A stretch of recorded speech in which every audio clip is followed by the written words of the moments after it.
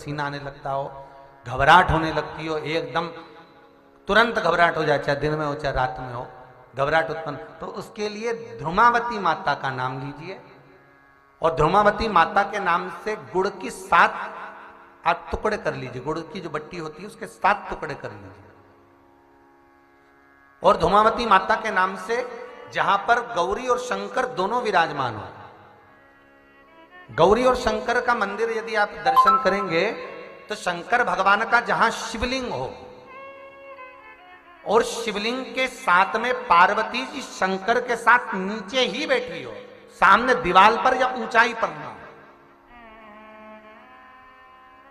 आपको पहले कहा था शंकर जी के शिवलिंग का आपको कई बार दर्शन कराया। एक विष्णु शिवलिंग होता है, एक डमरू जैसा शिवलिंग होता है जिसको बैठकर पूजा नहीं जाता, जिसको खड़े होकर जल चढ़ाए। एक शिवलिंग होता है जो जमीन पर ही रहता है, जिसको गौरी शंकर कहते हैं महाराज। तो गौरी शंकर का स्मरण कर कर, उमा महेश का स्मरण कर कर, जो शिवलिंग जमीन पर हो और पार्वती जी भी जमीन पर ही स्थापित है,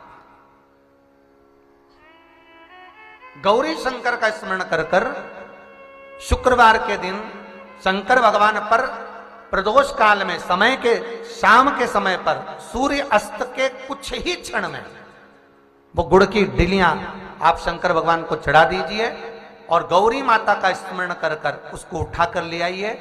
जिस दिन उठाकर लेकर आए, शनिवार, रविवार, सोमवार, मंगलवार, ऐसे 7 दिन लगातार दरवाजे के बाहर उसी शिव मंदिर के द्वार पर बैठकर आप वो गुड़ की डली को खा लीजिए।